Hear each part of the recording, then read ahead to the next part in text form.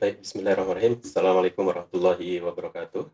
Ya, sampai ketemu di tahun baru ya. Ini adalah kuliah pertama kita di tahun baru dan sekaligus sebagai kuliah terakhir untuk eh, semester ganjil ini. Jadi minggu depan Anda sudah harus mengikuti evaluasi akhir semester. Baik, sebagai materi terakhir, saya ingin menyampaikan materi tentang ortorektifikasi. Jadi sebenarnya materi ini tidak ada di S1 ya. Ini biasanya munculnya di S2, tetapi ternyata kebutuhan pekerjaan di lapangan itu banyak sekali memerlukan sumber daya manusia yang mengerti tentang bagaimana cara melakukan ortorektifikasi. Baik itu prosesnya di kantor maupun di pengukuran beberapa data di lapangan. Jadi di awal-awal kuliah dulu kita telah membahas tentang koreksi geometrik ya, bahwa kita percaya bahwa semua data itu pada dasarnya memiliki kesalahan sehingga dia harus dikoreksi. Kemudian untuk mengkoreksinya kira-kira kita memerlukan tiga metode ya, tiga metode. Yang pertama itu adalah ada namanya registrasi, kemudian rektifikasi, kemudian terakhir adalah ortorektifikasi. Nah, kalau yang lain udah kita bahas kemarin, sekarang kita akan bahas mengenai yang terakhir. Bagaimana sih cara melakukan rektifikasi dengan tetap memperhitungkan efek topografi dari objek kita. Dan ini menjadi lebih lebih penting ya, makin penting ketika data kita itu adalah data penginderaan jauh, resolusi tinggi, resolusi spasial tinggi, di mana objek-objek yang ada itu memiliki ketinggian sehingga dia harus diperhatikan. Misalkan ada gedung-gedung tinggi dan sebagainya. Nah, untuk bisa melakukan ortorektifikasi itu setidaknya kita memerlukan tiga data ya, tiga data utama dan satu software. Data utama itu adalah yang pertama tentunya kita memerlukan citra satelit resolusi tinggi. Ada yang menyebutnya citra satelit resolusi sangat tinggi. Ini sekitar maksimal 1 meter atau di bawah itu, misalkan 0,5 dan sebagainya. Kemudian yang kedua, kita memerlukan informasi topografi. Informasi topografi itu kita dapatkan dari data DEM, Digital Elevation Model. Tentunya juga bahwa DEM-nya ini juga harus mengikuti citra satelit optiknya. Dia harus juga memiliki resolusi yang cukup, ya, yang cukup tinggi. Kemudian yang ketiga, ini adalah banyak sekali pekerjaan lapangan. Kalau yang 1-2 itu mungkin kita tidak perlu turun ke lapangan, ya, cukup bekerja di kantor. Maka yang ketiga ini banyak sekali pekerjaan, hampir semuanya kita lakukan di lapangan.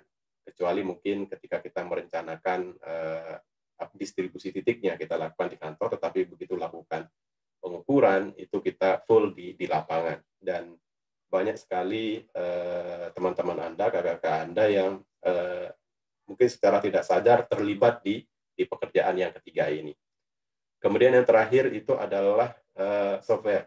Nah, ini penting saya sebut merek saja di sini karena ternyata tidak semua software bisa melakukan ortorektifikasi ya. Tidak semua software bisa melakukan ortorektifikasi. Jadi yang banyak misalkan BIG itu menggunakan PCI Gematika, kemudian kami juga sudah cek di Envy itu juga dia bisa melakukan ortorektifikasi, tetapi dia memerlukan toolbox pihak ketiga untuk bisa melakukan ortorektifikasi itu. Sementara software-software lain itu walaupun istilahnya sudah ada istilah ortorektifikasi di sana, tetapi dia tidak bisa memproses apa yang kita mau. Jadi dia tidak bisa memanggil citra satelitnya, kemudian pada saat yang sama kita memanggil DEM-nya, pada saat yang sama kita juga memasukkan GCP dan ICP-nya, dia tidak bisa. Sehingga untuk keperluan ini, sementara kita bisa menggunakan dua ini. Mungkin ada software lain yang kita tidak tahu bisa melakukannya, tapi kalau Anda memiliki akses ke salah satu dari dua ini, kita sudah bisa melakukan proses ortorektifikasi.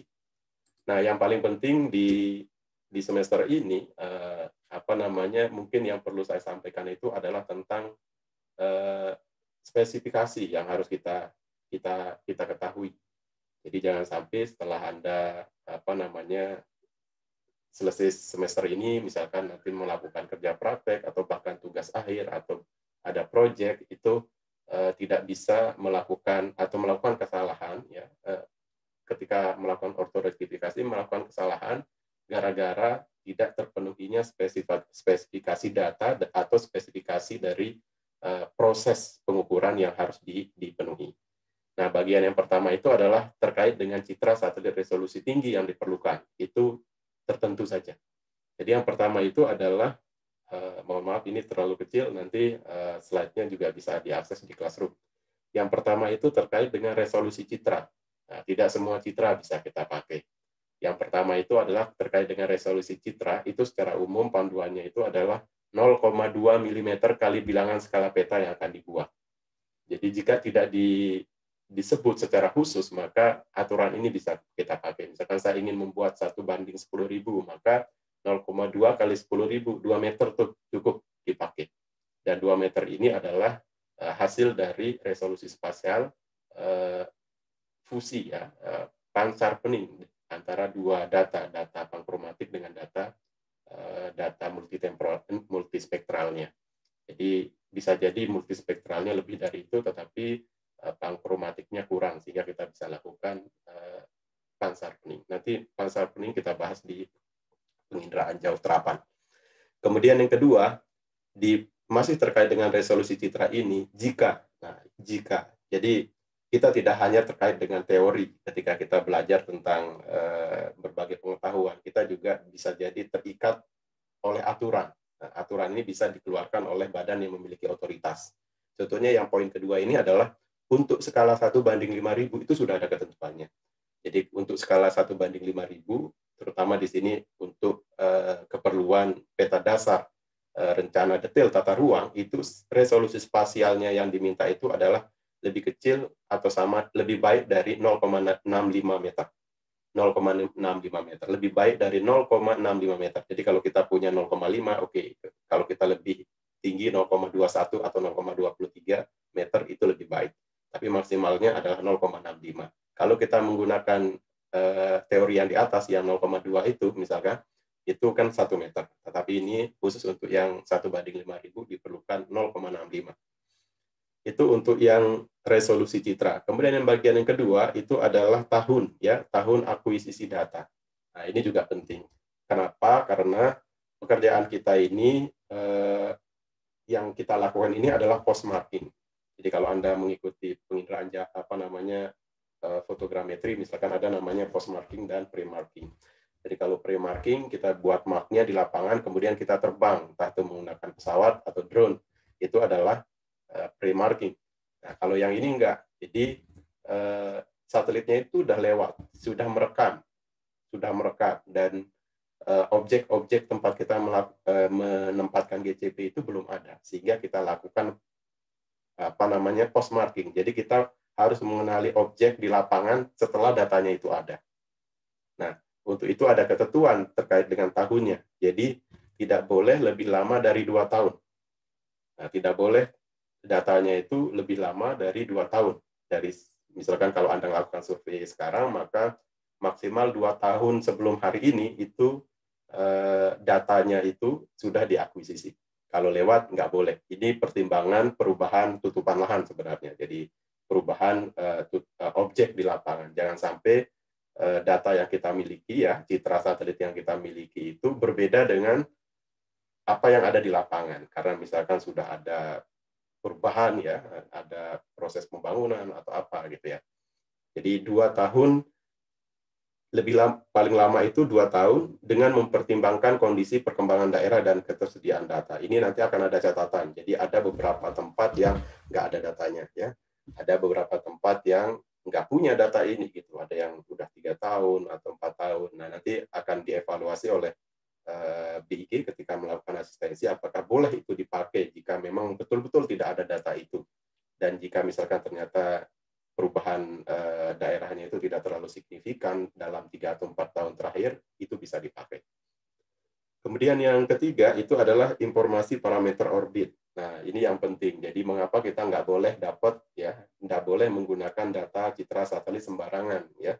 Kalau kita biasanya dapat, apalagi secara ilegal, misalkan itu bisa jadi parameter orbitnya ini nggak ada, atau udah rusak. Jadi kalau parameter orbitnya nggak ada, kita nggak bisa melakukan proses yang namanya ortorektifikasi.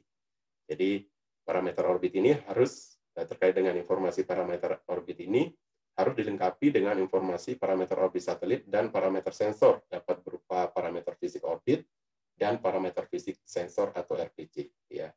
Biasanya ada RPG-nya. Nah, ini yang menjadi kendala sebenarnya, kenapa tidak semua software bisa dipakai. Jadi nggak semua bisa membaca RPG-nya ya, RPG-nya. Kemudian yang keempat itu level pemrosesan data, ya, level pemrosesan data. Jadi data yang boleh dilakukan ortorektifikasi adalah data yang belum dilakukan koreksi geometrik. Belum dilakukan koreksi geometrik. Dalam hal ini adalah belum dilakukan ortorektifikasi. Atau juga belum dilakukan mozaik. Nah, itu yang boleh kita lakukan ortorektifikasi. Kemudian terkait dengan sudut perekaman, incident angle, gitu ya. Kemudian sudut pengambilan pada saat akuisisi data adalah sebesar lebih rendah atau lebih kecil dari 20 derajat pada saat kondisi nadir. Nah, pada saat kondisi nadir tegak lurus terhadap bumi. Jadi ketika satelit itu lewat gitu ya, itu dia harus lebih kecil dari 20 derajat atau mendekati nadir. Jadi seolah-olah dia direkam persis dari atasnya. Jadi satelitnya itu tidak ada tiltnya, dia tidak miring ketika merekam itu. Kemudian jika tidak tersedia, maka sudut pengambilan maksimal adalah 30 derajat. Jadi ada beberapa tempat yang ketika direkam gitu ya, atau beberapa satelit ketika merekam dia lebih dari 20 derajat. Nah, jika tidak tersedia yang 20 derajat, boleh maksimal 30 derajat. Kemudian yang terakhir terkait satelit resolusi tinggi ini adalah cakupan tutupan awan, ya. Bahwa tutupan awan direkomendasikan sebesar kurang dari 10% per scene. Jadi kalau kita punya satu scene itu 10%. Kemudian bila tidak tersedia, maka tutupan awan boleh lebih besar dari 10%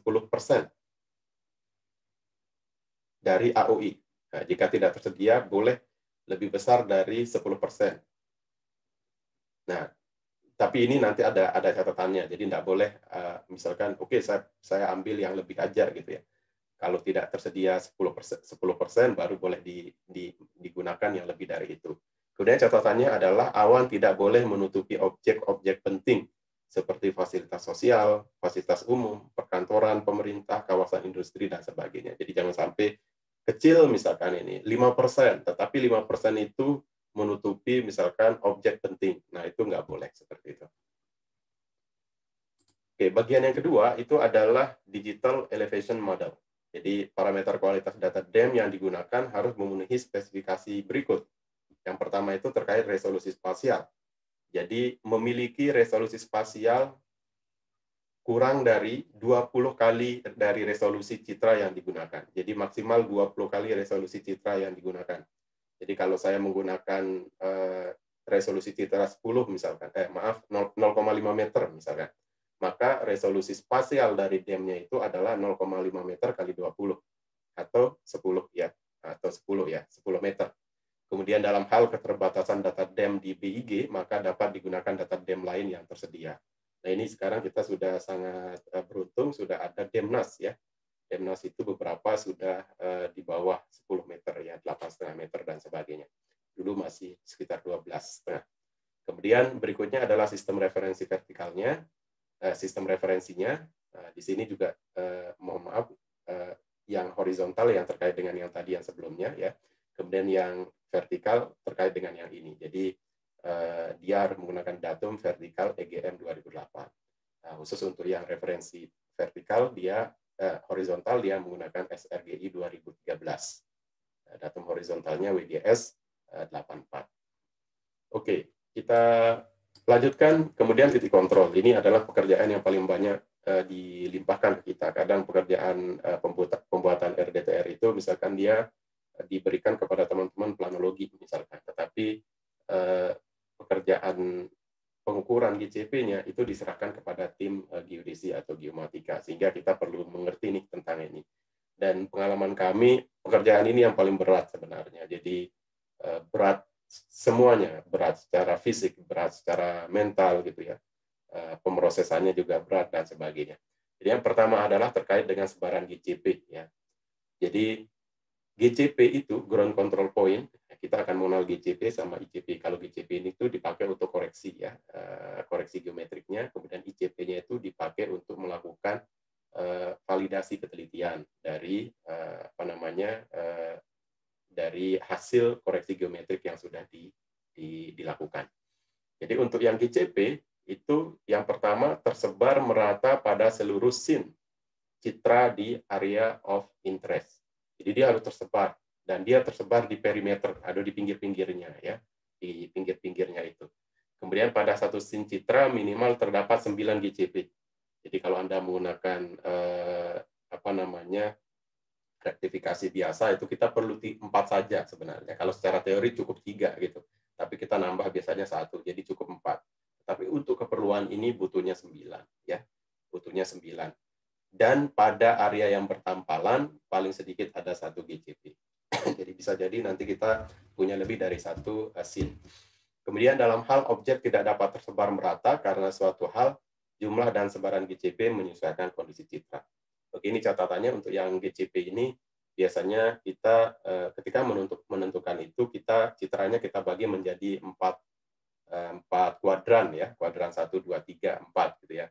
Dan di masing-masing kuadran itu minimal 20% ada GCP. Jadi kalau Anda punya 9 berarti 2, 2, 2, 2, 8. Jadi satu kuadran boleh 3. Gitu.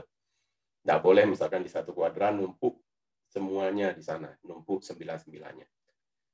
Kemudian yang keempat, dalam hal tidak ada objek yang dapat diidentifikasi dalam suatu scene, boleh tidak diberikan GCP pada scene tersebut dengan syarat scene tersebut bukan single scene dan akan diolah bersamaan dengan scene lainnya secara serentak.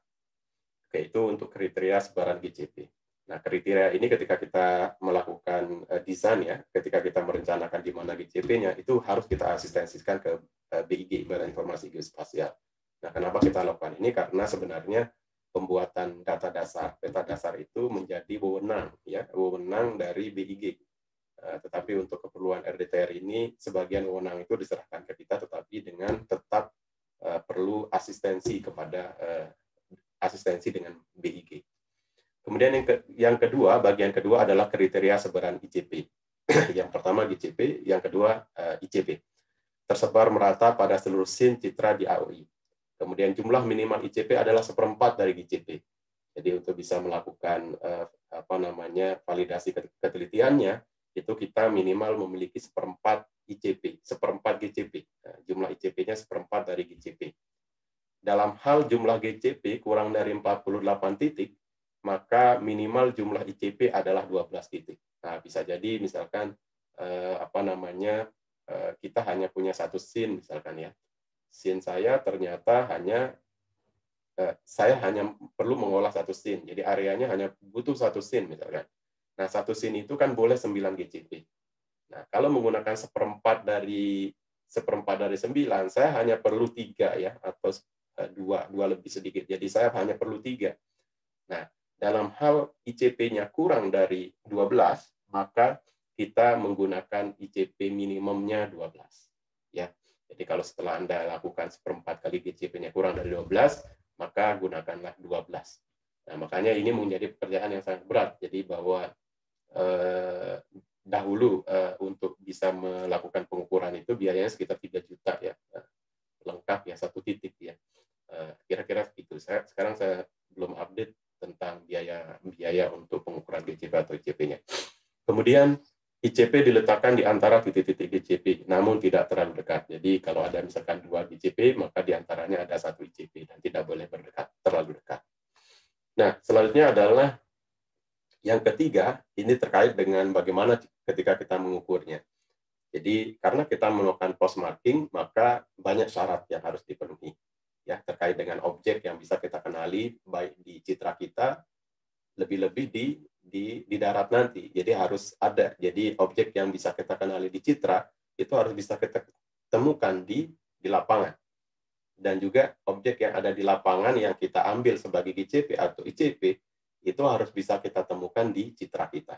Nah, ini perlu banyak sekali apa namanya pengalaman terkait dengan ini, termasuk iterasi beberapa kali ya, supaya bisa dengan pasti memastikan bahwa yang ada di lapangan dengan yang ada di citra itu sama. Bisa jadi nanti ini nggak sama, karena apa? Karena kita belum pernah ke lapangan ya. Misalkan di Kalimantan gitu ya, ketika kita desain sebarannya itu kita di Surabaya gitu ya, kita belum pernah ke sana. Ketika kita mendesain ini kita masih memperkirakan, sehingga ketika memperkirakan itu sebaiknya kita merencanakannya itu lebih dari yang disyaratkan. Supaya apa? Supaya ketika misalkan di lapangan objeknya hilang gitu ya, maka kita menggunakan data yang lain gitu. Dan juga diberikan apa namanya dispensasi ya untuk objek yang tidak ditemukan di lapangan gitu ya. Kemudian kita nggak punya cadangan, itu boleh kita geser. Ya. Kalau nggak salah sekitar 1 kilometer dari objek rencananya. Oke, yang pertama itu adalah objek dapat diidentifikasi secara jelas dan akurat di citra yang digunakan. Jika di daerah bertampalan, maka harus nampak di seluruh scene yang digunakan. Kemudian yang kedua, objek bukan merupakan bayangan, baik bayangan rumah ataupun infrastruktur lainnya. Kemudian yang ketiga, objek tidak memiliki pola yang sama. Dia tidak memiliki pola yang sama, supaya mudah untuk dikenali. Kemudian 4, objek merupakan objek permanen dan diam, serta diyakini tidak akan mengalami perubahan atau pergeseran pada saat pengukuran di lapangan. Nah, dengan model seperti ini, nggak boleh misalkan pohon, misalkan, karena bisa jadi pohonnya itu bergerak gitu ya. 2 tahun cukup bagi pohon untuk makin besar atau dia bergeser. Kemudian yang kelima, bentuk objek harus jelas dan tegas. Nah, ini yang paling banyak 5 ini. Jadi kadang kita nemukan pertigaan ya, pertigaan jalan gitu. Ini objeknya mana gitu ya. Jadi jangan sampai kalau kita geser, yang survei itu merasa cocok geser ke kiri misalkan sekian meter, merasa cocok geser ke kanan sekian meter. Itu artinya bahwa objeknya itu tidak tegas. Jadi objeknya itu harus dipastikan hanya satu kira-kira objek itu di lapangan. Kemudian yang keenam, warna objek harus kontras dengan warna di sekitarnya. Kemudian yang ketiga, yang ketujuh, terdapat akses menuju titik lokasi ya berdasarkan visual dan data sekunder. Kemudian objek idealnya pada permukaan tanah. Jadi kalau ada misalkan apa namanya atap rumah misalkan gitu ya, itu nggak boleh gitu ya. Kemudian ada apa namanya aspal yang luas misalkan, itu juga nggak boleh. Jadi kita usahakan cari di permukaan tanahnya, di permukaan tanah misalkan di pinggir aspalnya atau apa gitu. Kemudian dia bukan merupakan sudut atau pojok dari bangunan-bangunan. Ya, ini yang banyak terjadi yang 9 ini. Jadi menempatkan GCP atau ICP-nya itu di sudut bangunan. Oke, kemudian yang keempat itu bagaimana cara mengukurnya. Nah, ini tentunya surveyor yang bisa ya. Tidak semua surveyor bisa, tidak semua orang bisa melakukan ini. Jadi ketika kita melakukan pengukuran titik kontrol tadi, baik GCP maupun ICP, itu ada aturan-aturan. Yang pertama itu adalah pengukuran titik kontrol dilakukan pada objek yang sesuai dengan titik yang direncanakan. Titik kontrol tersebut diikatkan pada titik JKG atau course milik BG dalam sistem referensi SRGI 2013. Nah, ini supaya sistem referensinya sama. Kemudian yang kedua, metode pengukuran titik kontrol bisa menggunakan statik radial, statik jaring, atau menggunakan real time kinematik atau RTK ya, RTK. Kemudian yang ketiga, pengukuran titik kontrol menggunakan RTK itu ada syaratnya. Jarak antara base dan rover kurang dari 20 km. Kemudian hasil pengamatan harus fix ya, dibuktikan dengan dokumentasi foto geotagging pada controller. Kemudian yang keempat, pengukuran titik kontrol menggunakan jika menggunakan metode statik radial, maka pengukuran titik kontrol bersifat independen antara titik pengamatan baseline, titik pengamatan baseline dibentuk dengan stasiun course atau pilar JKG terdekat. Kemudian untuk lama pengukurannya itu tergantung dari baseline-nya. Jadi kalau 0 sampai 30 km itu 45 menit. Kemudian 30 sampai 50 km 60 menit. 50 sampai 75 meter itu 90 menit. 75 sampai 100 km itu 120 menit. Bagaimana jika lebih dari 100 km? Maka untuk yang ini Anda harus membuat titik ikat ya, titik ikat bantu di situ. Atau lebih mudahnya bikin aja GCP di situ. Jadi maksimal 100 km saja. Nah, ini untuk pengukurannya kita harus menggunakan GPS atau GNSS dual frekuensi ya. Baik, selanjutnya adalah tentang ketelitian. Nah, ini juga sering muncul kalau ada TA ya, tugas akhir.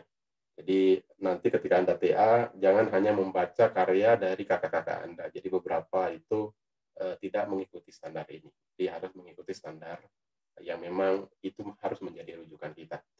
Jadi ketelitian itu sebenarnya dia menggunakan aturan yang paling atas kanan ini. Jadi ada namanya kelas 1, kelas 2, kelas 3. Jadi data itu ada kelasnya ya, kualitas 1, kualitas 2, kualitas 3. Yang paling bagus itu adalah kelas 1. Tapi kalau tidak bisa ngejar kelas 1, maksimal boleh kelas 3 gitu ya. Nah, ketelitiannya untuk horizontal aturannya itu adalah 0,3 kali bilangan skala.